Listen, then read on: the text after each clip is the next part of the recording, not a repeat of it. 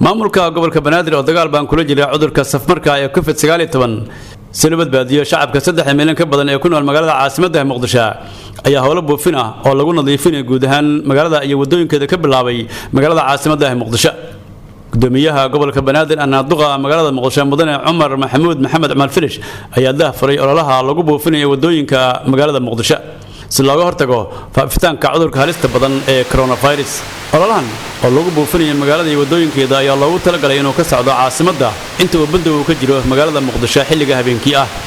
gudoomiyaha gobolka Banaadir anaaduqa caasimadda Muqdisho mudane Cumar Maxamuud Maxamed Cumar Firish oo daahfuray ololahan ayaa sheegay in madaxda dawladda dhexe ee Soomaaliya iyo kuwa gobolka Banaadir isla garteen in habeenkii magaalada la buufiyo si loo cirib tiro cudurkan safmarka ah ee galaaftay nolosha noole badan oo ku nool caalamka. waxa uu maayirku carabka ku adkeeyay in ololahan uu sii socon doono inta qof ka mid ah shacab ku nool magaalada caasimadda Muqdisho uu la xanuunsanayo ama uu soo ridinayo cudurka COVID-19 oo halis baan ku haya caalamka oo dhan. waxaan ka qayb galay daafurkii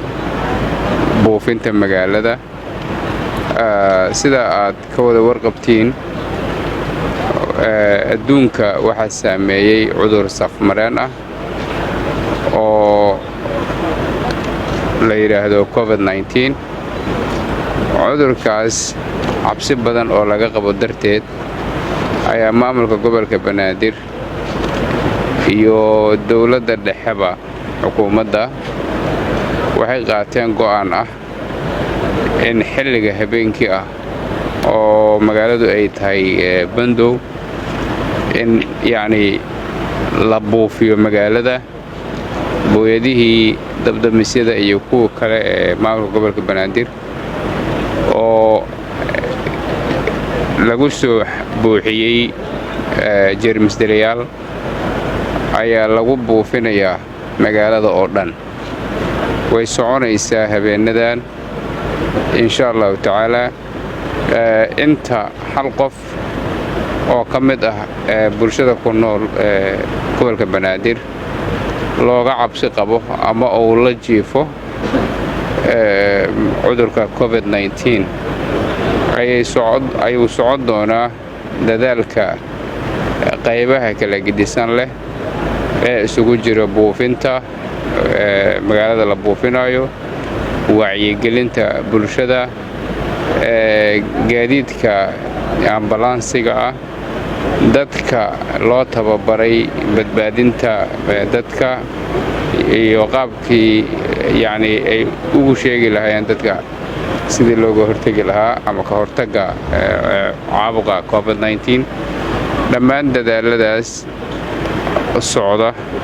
ayuu qayb ka yahay. waxaan rajaynayaa marka insha Allah taala dadaalada faraha badan ee isbarbar socda parallelka ah in insha Allah ujeedooyinkii laga lahaa oo ah bulsho caafimaad qabta inay Banaadir hesho ayaan rajaynayaa in lagu gaaro biidnillah.